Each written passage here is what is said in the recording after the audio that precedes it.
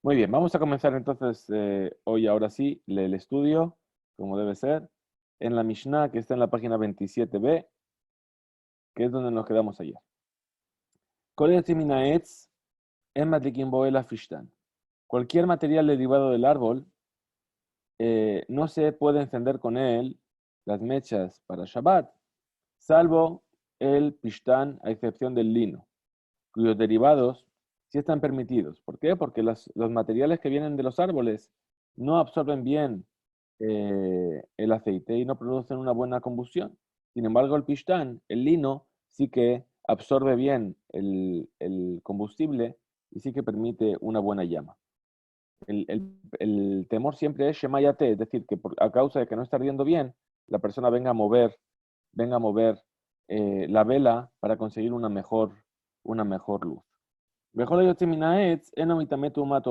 apishtan. Y todo aquello que procede del árbol no es susceptible de impurificarse con la impureza de las tiendas, es decir, si llego a una tienda con algún material que está hecho de algo que procede del árbol y dentro hay un cadáver, esa tienda no recibe la impureza de tumat ogel, salvo el pishtán, a excepción del lino, en cuyo caso la tienda sí es susceptible de recibir la impureza de un muerto, pese a estar clavada en la tierra. Muy bien, entonces la Mishnah dice, Menalan de Pishtán y Etz. Esto lo vimos ayer, dice, ¿de dónde sabemos que el Pishtán se llama Etz? Dice, Marzutra de Amarkra, dijo Rabzutra de aquello que dice el versículo en el libro de Yoshua, Vehi He'ilatam Hagaga Menem Bepishte Ha'etz. Es decir, ella los hizo subir al techo y los ocultó entre los árboles de lino.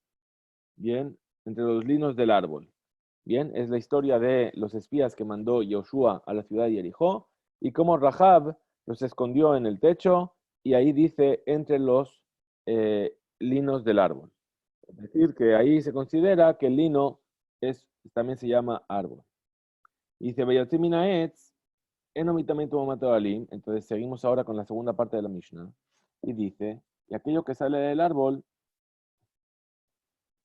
no recibe impureza, salvo el pishtán. Menalan, ¿de dónde sabemos que cuando la Torah enseñó que las tiendas se impurifican, si hay dentro de ellas un cadáver, se refirió solamente a las tiendas de lino? La Gemara responde y dice, Amar Rabbi Elazar, Gamar Ohel, lo vamos a aprender por el método de la Gezerah Shavá. La Gezerah Shavá sabemos que es que una palabra que se repite en dos versículos, hay un versículo aquí y un versículo ahí, entonces podemos, por Gezerah Shavá, tomar lo que se aprende de uno y aplicárselo al otro. Entonces, tenemos una Gezerah Shavá que está basada en la palabra Ohel, es decir, la palabra Ohel que aparece en dos lugares. Uno que aparece en la impureza del muerto, donde se habla de la impureza del muerto, y en la sección que habla de la construcción del Mishkan. Es decir, Ohel, mi Mishkan. Así es como dice la Gemara, y ahí ya empezamos la página 28, y dice así, va a explicar la Gezerah Shavá ahora mismo. Dice, si baja, está escrito aquí, en el versículo que habla sobre la impureza de un muerto, Zotorat Adam Kiyamud Beohel. Dice, esta es la ley para el hombre que fallece dentro de una tienda. Uchtibatami está escrito ahí, en el versículo que habla sobre la construcción del Mishkan. Vaifrosh eta Ohel a la Mishkan. Que Moshe extendió el Ohel, la tienda, sobre el Mishkan. Y a partir de la palabra tienda, usada en ambos versículos, se establece la siguiente analogía. Male al Anshel Pishtan Karui Ohel, así como más adelante, en el versículo que habla de la construcción del Mishkan, la cubierta de lino fue llamada tienda, es decir, Moshe extendió la tienda. Afgan Shel Pishtan Karui Ohel. Entonces también aquí, en lo que se refiere a las leyes de la impureza del muerto, cuando la Torah habló de Ohel, también está hablando de una tienda que es de lino. Y de aquí se deduce que aquel versículo que dice que las tiendas son susceptibles de recibir impureza, se refiere a las que están hechas con lino. Y male halan shezurin vejutan kaful shisha. Entonces la pregunta, si fuera así, que las condiciones necesarias para que una tienda sea susceptible de recibir impureza se infieren a partir de las características de las tiendas del Mishkan. Entonces, deberíamos concluir que así como ahí en el Mishkan las telas estaban confeccionadas con hilos retorcidos y sus hilos eran sextuples, es decir, estaban compuestos de 6 fibras. Afkan, Shezurin, Vejutan, Kaful Shisha. Entonces aquí también debería ser así la ley. Y decir que únicamente las tiendas hechas con hilos retorcidos y que sus hilos sean sextuples serían susceptibles de recibir impureza. ¿Por qué entonces la Mishnah enseña que cualquier tienda elaborada a base de lino se impurifica con la impureza del ogel de las tiendas y no especifica que los hilos deben ser retorcidos y sextuples, hechos por 6 fibras? Entonces la Gemara responde y dice, Talmud Lomar, ogel, riba. Justamente para enseñarnos que estas condiciones no son necesarias, el versículo que habla sobre la impureza de un muerto dice tienda y luego vuelve a utilizar el término tienda, pudiendo haber evitado esta repetición, y con eso incluyó en el tipo de tiendas consideradas susceptibles de recibir la impureza de un muerto, también aquellas elaboradas con hilos que no son retorcidos ni sextuples. Es decir, dice Zota Torah, Adam ki yamut beohel, kolaba el aohel, bekolasher ba ohel, yidmashivad yamim. Es decir, ahí la Torah está repitiendo en varias ocasiones la palabra ohel. ¿Para qué? Para enseñarnos que si bien en el primer ohel nosotros podemos hacer la que de la Shabbat con el ohel de Mishkan, pero en cuanto a cómo tiene que estar confeccionada la tela de lino para que sea susceptible de recibir impureza, no se equipara en esa ley con el Mishkan. Dice, y ohel riba. Pues, si la repetición tienda viniera a incluir entre las tiendas susceptibles de recibir la impureza de un muerto, aquellas tiendas que no son como las que habría en el Mishkan, afilu kol milename, entonces incluso las elaboradas con cualquier tipo de material deberían estar incluidas, aun tratándose de materiales que no fueron utilizados en el Mishkan. Entonces, si tú vienes a decirme que porque repite ogel, viene a decir que no es necesario que tengan hilos doblados y sextuples, entonces, ¿por qué no me dices que esa repetición viene a incluirme también otro tipo de materiales? O sea, ¿por qué la Mishnah entonces solo menciona el lino? La Gemara responde, Imken de la Shabbat, Mayan Hele, dice, si fuera así, entonces ¿para qué necesitaría la que de la Shabbat? Si me vas a decir que se van a incluir todos los materiales, entonces mi Gezerah Shabbat no sirve de nada. ¿Sí?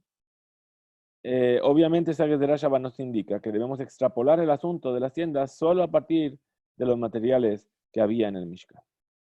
Veema Male Alan Kerashim. Y entonces yo te voy a decir, así como ahí en el Mishkan se usaron maderos, y estos a su vez fueron llamados tienda, pues todo lo que es parte del Mishkan es también llamado Ohel, tienda, como dice el versículo, y concluyó todo el trabajo del Mishkan y el Ohel Moed, Afkan Kerashim. Entonces también voy a decir que en relación a la impureza de las tiendas, aquellas tiendas que fueron elaboradas con maderos deberían ser consideradas tiendas y ser susceptibles de recibir la impureza de un muerto. ¿Por qué entonces la Mishnah dice que las tiendas de lino son las únicas elaboradas con materiales provenientes del árbol que son susceptibles de recibir la impureza de un muerto? La Gemara responde y dice, Amarkra beasita kerashim la Mishkan. El versículo dice, y harás los maderos para el Mishkan. Mishkan karui, Mishkan en kerashim, kerui Mishkan. De lo que se entiende que solo el Mishkan mismo, es decir, la cubierta de lana y lino que se tendía sobre los maderos, es llamado por la Torá Mishkan, mas los maderos no son llamados Mishkan. Por lo tanto, no podemos decir que los maderos se llamen también tienda. Y en consecuencia, las tiendas de madera no son susceptibles de impurificarse con la impureza de los muertos. Es decir, el versículo está diciendo, Veasita kerashim la Mishkan, harás vigas o palos, maderos para el Mishkan. Si me estás diciendo que si lo que tú quieres hacer es incluir esos kerashim en lo que es el Mishkan en sí y que todo se llame Ohel, y entonces también las tiendas hechas de madera deberían recibir impureza como las de lino. Entonces la Torah no debería haber dicho, Veasita kerashim la Mishkan. ¿Sí? Harás maderos para el Mishkan, porque si los maderos en sí también son el Mishkan, entonces no tiene sentido expresarlo de esa manera. De ahí dice que solamente la cubierta es lo que se llama el Mishkan y las maderas en sí no son el Ohel, no se pueden equiparar a la ley del Ohel. Dice, el ameata De así también la ogel. Pero entonces, siguiendo la misma lógica, aquel versículo dice, en relación con la cubierta de cuero que había en el Mishkan, y harás una cubierta para la tienda, la ogel. Ajiname, mirse lo icre ogel. También aquí dirás que viene a enseñarnos que la cubierta del cuerpo, de cuero, perdón, no es llamada tienda, y por lo tanto no reciben una impureza de muerto. Ela hadeba Rabbi Elazar. Y si así fuera, entonces, eso que preguntó Rabbi Elazar, od behemate mea mau sheit ma beohel hamet. Es decir, en relación con el cuero de un animal impuro, de un animal prohibido. ¿Cuál es la ley en lo referente a que una tienda elaborada con él sea susceptible de impurificarse cuando se trate de una tienda en la que hay un hombre muerto? ¿Qué sentido tendría? Es decir, si me estás diciendo que por defecto, por el hecho de estar hecho de cuero y el mixé de cuero se llamaba también ogel, entonces, según tu lógica, esto también sería susceptible de recibir impureza. Pero Rabbi Eliezer tiene una pregunta, Rabbi Elazar, perdón, y dice, si una persona hace una tienda del cuero de un animal que está prohibido comerlo, entonces, ¿acaso puede recibir impureza cuando hay un muerto dentro de él? Si viene Rabbi Elazar a preguntar, es que a priori no lo recibe cualquier otro tipo de cuero. Entonces, ¿qué sentido tendría que lo preguntase según tu razonamiento? Ashta, od behemate ora, lo mitame. Pues si una tienda elaborada con el cuero de un animal permitido no se impurifica, pese a que el cuero haya sido uno de los materiales empleados en la construcción del Mishkan, od behemate mea mi baile. Entonces, una tienda elaborada con el cuero de un animal prohibido, el cual es un material que no estuvo presente en el Mishkan, ¿es necesario decir que no se impurifica? Por supuesto que no. Entonces, dado que Rabbi Elazar dudó respecto a la ley referente al cuero de un animal prohibido, debemos deducir que los cueros de animales permitidos sí son susceptibles de recibir la impureza de las tiendas. Y que pese a que el versículo dice, harás una cubierta de cuero para la tienda, de lo cual se podría entender que la cubierta y la tienda son dos cosas diferentes, de todas maneras la cubierta se considera parte del Mishkan y como tal es susceptible de impurificarse. Y en consecuencia, cuando el versículo dice, y harás los maderos para el Mishkan, no podemos concluir que los maderos no se llaman Mishkan, y por lo tanto la pregunta original sigue en pie. ¿Por qué la Mishnah dice que los materiales provenientes del árbol, solo el lino es susceptible de impurificarse con la impureza de las tiendas? Se debería mencionar también la madera. La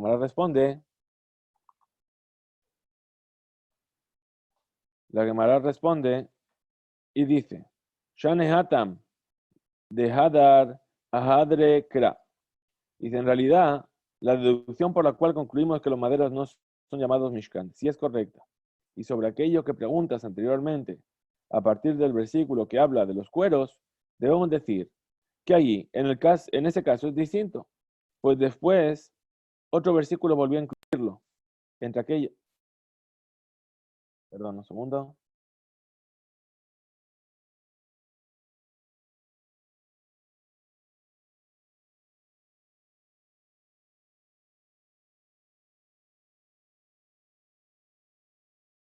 Perdón, ¿se escucha bien ahora? ¿Se escucha? ¿Se sigue escuchando? No sé si se escucha, yo creo que sí. Está todo bien, está todo bien. Muy bien, creo que se escucha. Entonces ahí aparece otro versículo que los vuelve a incluir entre aquellas cubiertas que reciben el nombre de tienda. Dice, Dichtiv, puesto que está escrito, Venaseu et yeriot mishkan vet ohel moed michseu umichse hatacha shasher alab. Está escrito. Dice, y los hijos de Gereshón cargarán las cortinas del Mishkan y la tienda de reunión, su cubierta de cuero y la cubierta de cuero de Tahash que va sobre él. Makish Elión le Tachtón. Vemos que el versículo comparó el techo superior, es decir, la cubierta de cuero, al inferior, las cortinas, para enseñarnos lo siguiente. Matachton Karuy Ohel, así como el inferior es llamado tienda, Afelión Karuy Ohel. También el superior recibe el nombre de tienda.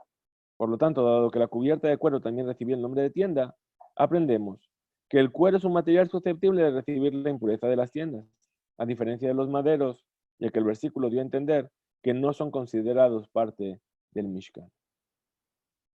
La Gemara retoma y analiza la pregunta formulada en nombre de Rabbi Elazar. Dice, Gufa, analicemos esa misma enseñanza. Sí, hay alguien que tiene problemas para entrar, está entrando y saliendo todo el rato. Gufa, vamos a ver justamente esto. Dice, va Rabbi Elazar, preguntó Rabbi Elazar, Orbe gematemea, mau sheyidma tumato halin. Es decir, la pregunta es la que surgió en la enseñanza anterior, es decir, lo que dijo Rabbi Elazar. Dice, ¿cuál es la ley en lo referente a que una tienda elaborada con él, para un animal, con el cuero de un animal prohibido, sea susceptible de impurificarse con la impureza de las tiendas?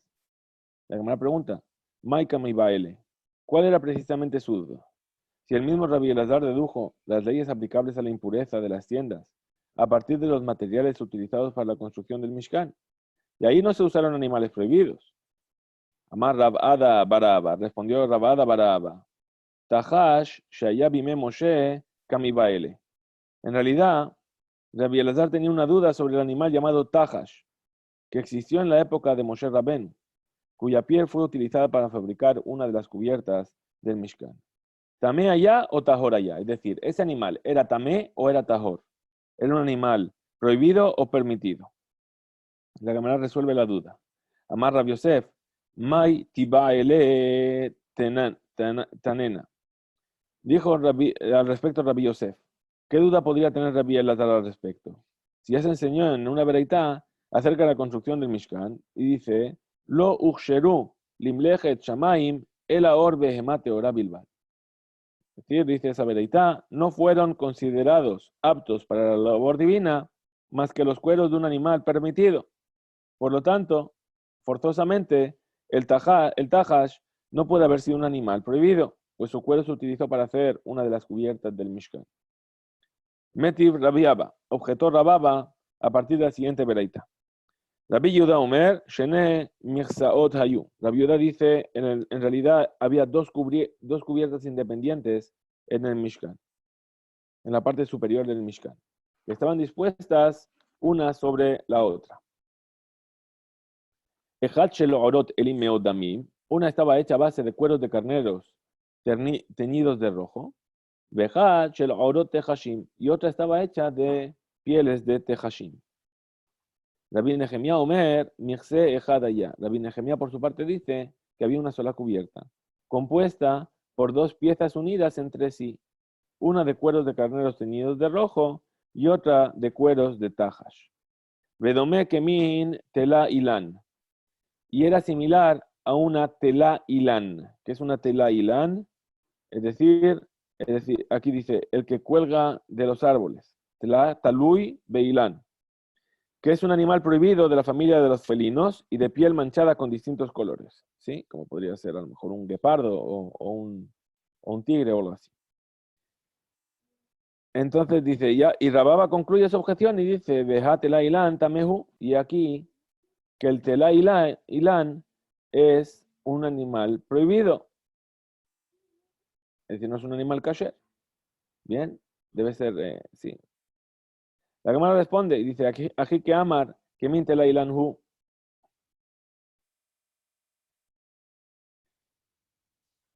Es decir, la Gemara responde, perdón.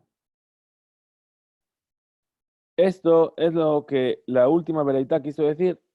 La cubierta elaborada con cuero de tajash era de apariencia similar al tela ilán.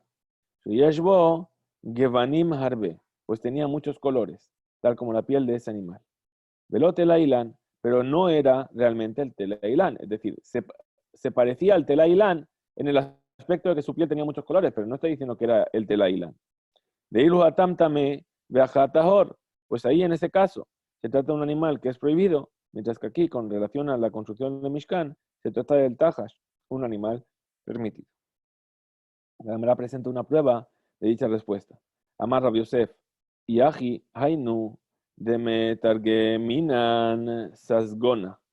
Dijo Rabbi Yosef, si es así, que en ese aspecto se comparó el tajash con el telailán, entonces esa es la razón de que la traducción de Onkelos del término tajash sería traducido como sasgona. Shesas Bigvanim harbe, es decir, el que se alegra, sas, con la belleza de sus variados colores, gevanim. Es decir, la traducción aramea de la Torá hecha por Onkelos trae la traducción de Tahash como sasgena. Y sasgena, Rav Yosef lo divide en dos palabras, sas, en lugar con samas con sin, es decir, de regocijo, el que se regocija, gena, es decir, con sus gvanim, con sus diferentes colores. La Gemara presenta otra deducción de la cual se infiere que los cueros de animales prohibidos son susceptibles de recibir la impureza de las tiendas. Rab Amar, od behemate mea, de mitame beohel hamet meaja. Rabaja dijo, el hecho de que una tienda elaborada con el cuero de un animal prohibido sea susceptible de impurificarse cuando se encuentra dentro de esa tienda un hombre muerto, perdón, se aprende de aquí, de la siguiente vereita. De Tania, como se enseñó en una vereita. Or o beor riba. Or behemate mea beshelaka beyad kohen. Se enseñó en la vereita así, dice el versículo que está en Vayikra, del cual se aprenden las cosas que se impurifican con los negaim, con las manchas. ¿Os acordáis? Vimos ayer los negaim de Tzarat, las manchas de Tzarat. Dice, o en el cuero o en cualquier obra hecha de cuero. O beor o bejor que lior. Sin embargo, pese a que el versículo podría haber dicho simplemente cuero, dijo o en el cuero, o beor, o beor. Y por medio de este agregado, el versículo incluyó en el cuero de un animal prohibido en la lista de cosas susceptibles de recibir la impureza de los negaim. Y también incluyó el caso en el que una prenda de vestir contrajo un nega después de encontrarse en manos del Cohen. La verdad sigue. Katzatz mikulan veasa achat mehen menaim. Con respecto a un caso en el que la persona cortó un trozo de todos y cada uno de esos tipos de tela y se hizo un traje con ellos, ¿sí? Es decir, lino, lana, cuero, todo lo que el versículo trae, ¿sí? Como tejidos que son susceptibles de recibir impureza. Cortó un poquito de cada uno y después hizo un traje, los cosió todos juntos. ¿De dónde se deduce que esa nueva pieza sea susceptible de recibir la impureza de los negaim? La verdad responde Talmud Lomar, o Bejol Melejet Or, de lo que dice el versículo, que por eso viene para enseñarnos justamente esto. El versículo dice, o en cualquier obra hecha de cuero. Del hecho que con respecto a la impureza de los negaim, las leyes aplicables al cuero de un animal prohibido fueron igualadas a las aplicables al cuero de un animal permitido, podemos inferir que también con respecto a la impureza de las tiendas, la ley aplicable al cuero de un animal prohibido sea igual a la del cuero de un animal permitido. Y en consecuencia, también el cuero de un animal prohibido será susceptible de contraer dicha impureza. Entonces dice, Veika lemifrach ma lenegaim sheken shetivaerev tame bahen. Y sin embargo se podría refutar con este razonamiento. Pues, ¿cómo vas a equiparar la impureza proveniente de un cadáver a la originada por los negaim? Si en el caso de estos últimos, incluso los hilos de la urdimbre y de la trama de una tela son susceptibles de recibir la impureza, pese a que sean solamente hilos y no una tela propiamente dicha.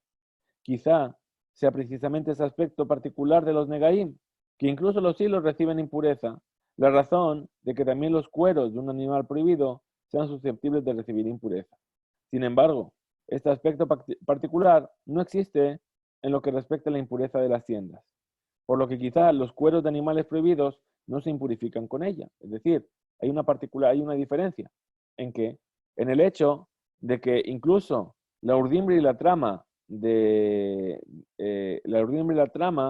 reciben impureza de negaim, cosa que no ocurre con la impureza de tumat ohel.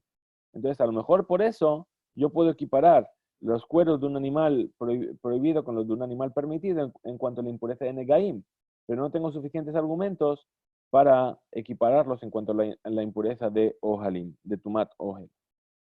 Raba presenta otra fuente de la cual se puede llevar a cabo la deducción de esta ley. Dice, Ela Gamar Mishelatzim. Más bien, debemos decir que se aprende de la ley referente a la impureza de las criaturas rastreras. ¿Sí? Si os dais cuenta, estamos siguiendo el mismo procedimiento que habíamos seguido en la Mishnah anterior. decir, primero se equipara con Negaim y luego se equipara con Sheratzim.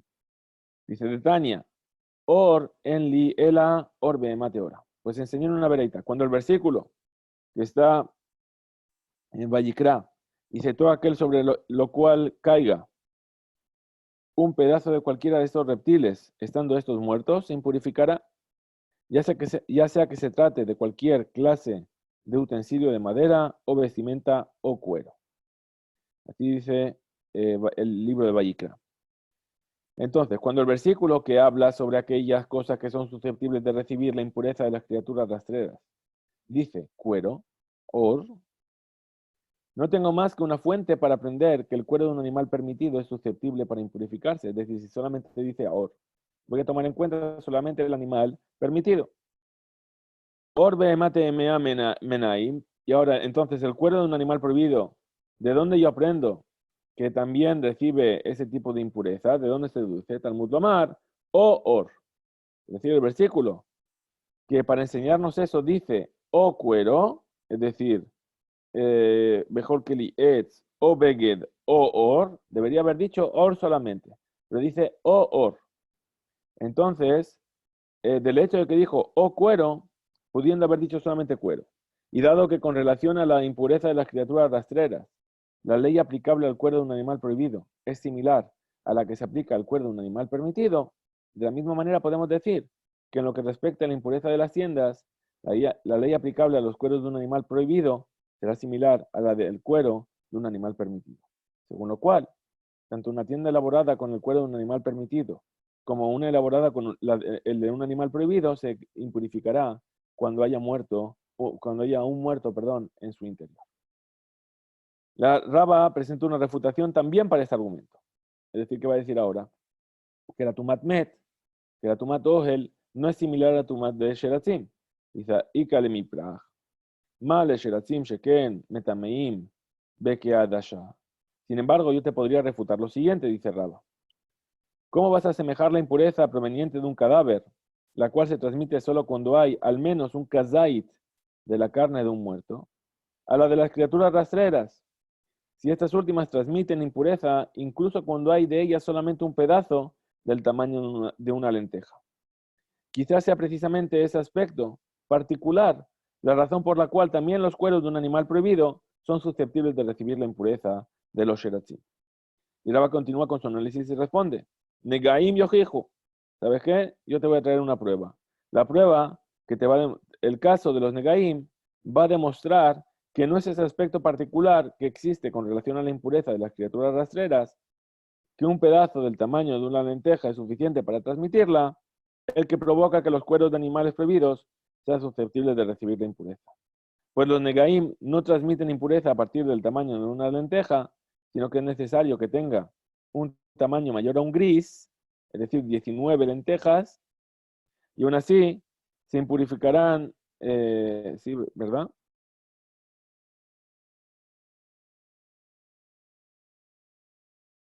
Ok. Y aún así se impurificarán con ellos los cueros de los animales prohibidos. Entonces concluye Raba y dice, Vejazar adin, velo raíz que raíz. Y entonces, como se repite la ley y se repite constantemente el argumento, debemos inferir esta ley a partir de una deducción basada en ambos casos. Y no es esa singularidad, es decir, la de los negaim, como esta otra, como la de las criaturas rastreras. Velo raíz que raíz, y no es la singularidad de las criaturas rastreras como la singularidad de los negaim. Atzada shabe shebaen, pero lo que sí tienen en común, ¿cuál es? Sheor tamé bahen veasa or behemate mea que or behemate ora. Que el cuero de un animal permitido se impurifica por causa de ellos y que la Torah hizo que en estos casos el cuero de un animal prohibido se trate igual que el cuero de un animal permitido. Es decir, lo que uno tiene no lo tiene el otro, lo que el otro tiene no lo tiene el uno. Entonces, algo sí tienen en común. ¿Qué es lo que sí tienen en común? Que los dos impurifican tanto el cuero de un animal permitido como el cuero de un animal prohibido. Sheor tamé bo venasabo or behemate mea que or behemate ora. Donde el cuero del animal permitido también es algo que se impurifica. Por lo tanto, también diremos que se hizo que el cuero de un animal prohibido se trata igual que el cuero de un animal permitido. Amarle Raba mi Barnish le Rabashi. Le dijo Raba de Barnish a Rabashi. Ícale mi praj. Yo te podría refutar esta deducción que acabas de hacer, diciendo, Malesa Shabashbahen, Sheken, Temeim, Befajot Mikazait. ¿Cómo podemos deducir a partir de esta característica común que hay entre ellos? Es decir, los Negaim y las criaturas rastreras. Si en ambos casos presentan un aspecto estricto en el hecho de que tienen la capacidad de impurificar,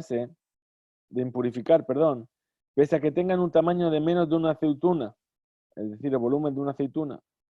Y quizás ese sea el motivo por el cual incluso los cueros de animales prohibidos sean susceptibles de impurificarse en dichos casos.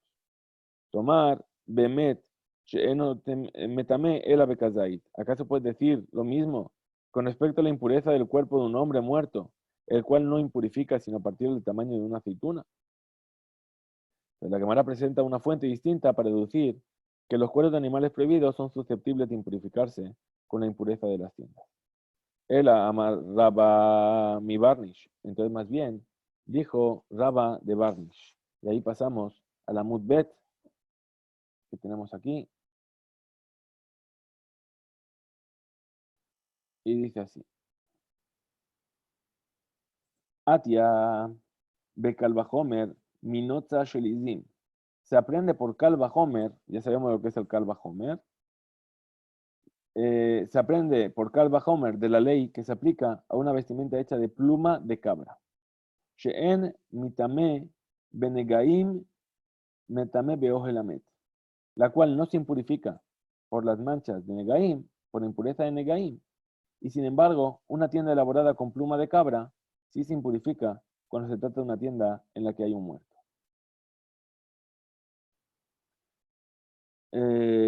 Y entonces dice, orbe gematemea, entonces el cuero de un animal prohibido, shemetamea benegaim, que sí se impurifica con la impureza de los negaim, enodin shemitamea beojelamet, ¿acaso no es lógico que se impurifique también con la impureza de una tienda en la que hay un muerto? Vela, Hadetan y Rav Yosef, entonces, dado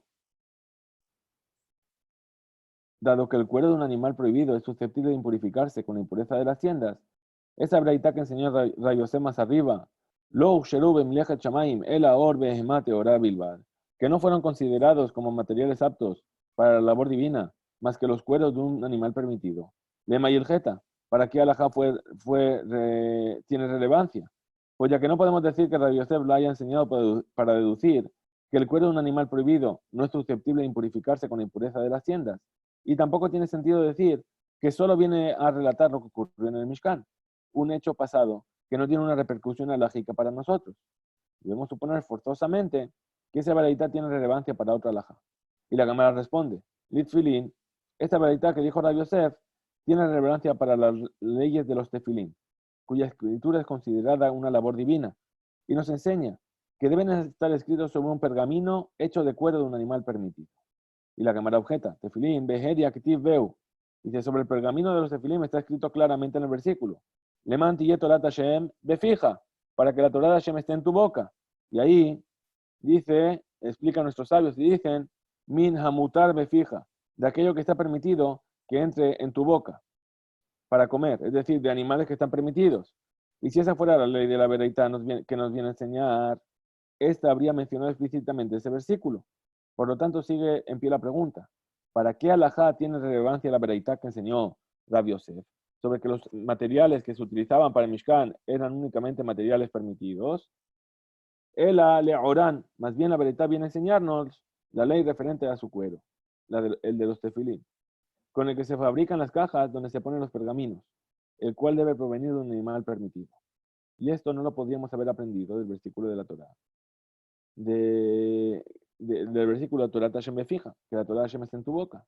Pues no se trata de palabras de Torah. Entonces la Gemara pregunta, de Amar Valle, pero ¿cómo vas a decir que la veredad viene a enseñarnos la ley referente al cuero de las cajas, del tefilín? Si ya dijo a Valle, Shin shel tefilín alajale Moshe Sinai. La Shin del tefilín es una ley que fue transmitida oralmente a Moshe en el Sinai. Es decir, la letra Shin que aparece en el tefilín de la cabeza, que está en relieve, ¿sí? es una alajá, perdón, y está elaborada con el mismo cuero con el que se hace la caja. Con esta tashin, más una dalet y una yud, hacen que se hacen con las correas de los tefilim, se forma la palabra shin dalet yud, shakai, que es uno de los nombres de Hashem. Entonces, dado que esta shin forma parte de la escritura de uno de los nombres de Hashem, es considerada Torah Hashem de fija. Entonces, también eso tiene que ser hecho de algo que puedas consumir y comer. Y si esto fuera lo que la Bereitá de Rabbi Yosef viene a enseñar, se habría mencionado así ahí en el versículo. Ela le korhan bis'aran u le tofran begidin. Entonces, la Bereitá que enseñó Rabbi Yosef viene a enseñarnos que los pergaminos del tefilim hay que enrollarlos con sus propios pelos, es decir, con pelos del mismo tipo de animal del que están hechos, el cual es un animal permitido. Que las cajas de los tefilim hay que coserlas con sus propios tendones, es decir, con tendones de un animal permitido. Y debido a que esas leyes no se deducen del versículo que dice que la Torah de Hashem está en tu boca, pues no se trata de la escritura de palabras de Torah. Es necesario que la Baraita enseñe que estas acciones se deben realizar con materiales provenientes de un animal permitido. Haname alajale Moshe Misinaihu. Se responde la Gemara y rechaza esta respuesta y dice, pero si también esta es una ley que le fue transmitida a Moshe en el monte de Sinai, es decir, que se utilicen los propios pelos y los propios tendones. De Tania, tefilim merubaot alajá de Moshe Misinai, como se enseñó en una vereitá, que los tefilim deben estar cuadrados, es una ley que fue transmitida oralmente a Moshe en el Sinai. Nihrajot bis'aran venitparot begidin, y también que se enrollan con sus propios pelos y que se cosen con sus propios tendones, son leyes que también fueron transmitidas a Moshe en el Sinai. Y si esto fuera lo que la vereitá de Rabbi Yosef viene a enseñar, debería haber mencionado que estas son leyes que se enseñaron a Moshe en el monte de Sinai. Por lo tanto, debemos concluir que la vereitá no se refiere a estas leyes y la pregunta original sigue en pie. Ela lirzuot. Entonces, más bien, la vereitá de Rabbi Yosef la vamos a aplicar para las retzuot, es decir, para las correas de los tefilín. Perdón.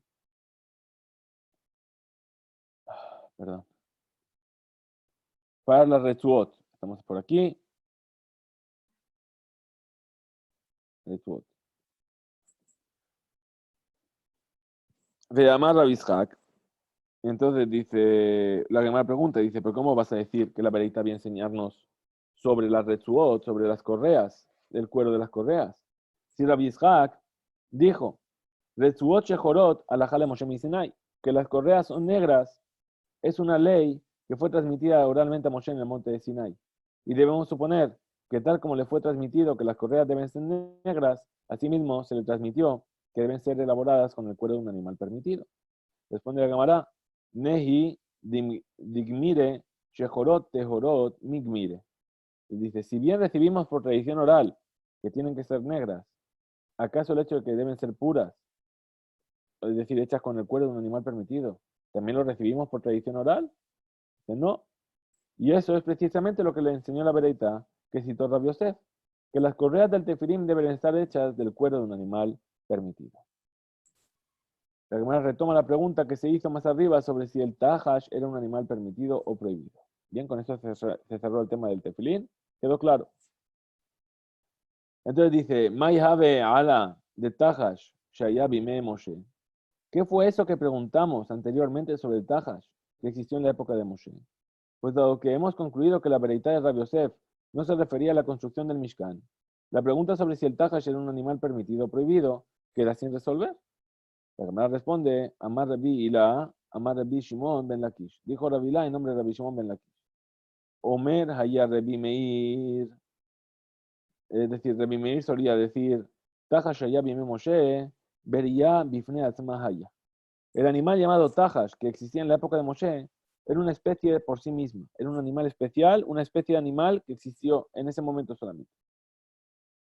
Velo Yichriu Ba Jajamim Imin Hayahu Imin Abehemahu. Y los sabios no decidieron sobre ella si era una especie de animal salvaje o una especie de animal doméstico.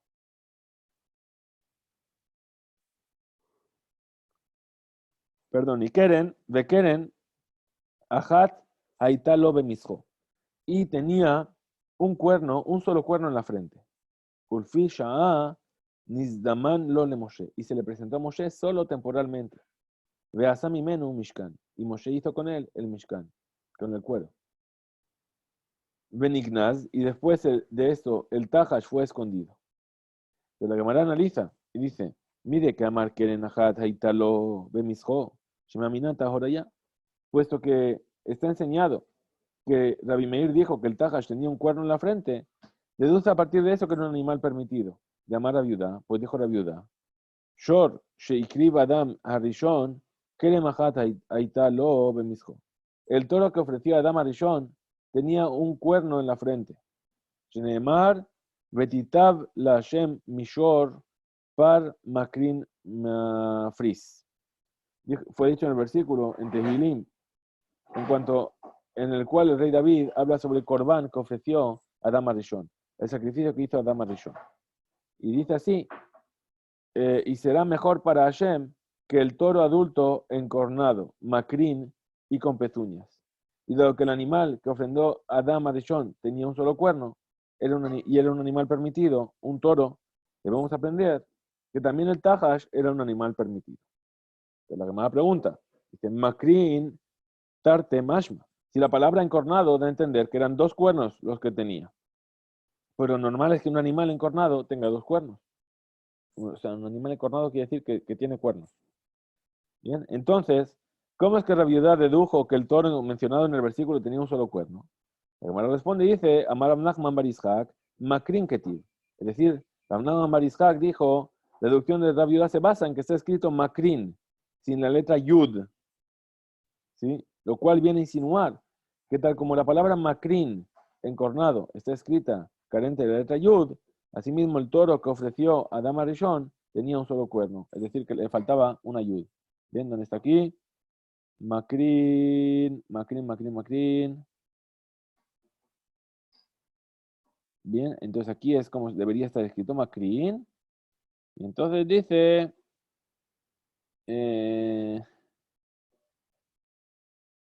pues sí es como está escrito.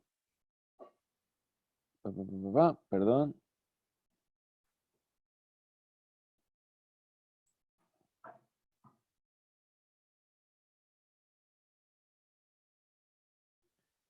Makrin. Makrin Ketiv. Bien, sin la yud. Y aquí está escrito Makrin con la yud. ¿Cómo debería estar escrito? Con yud.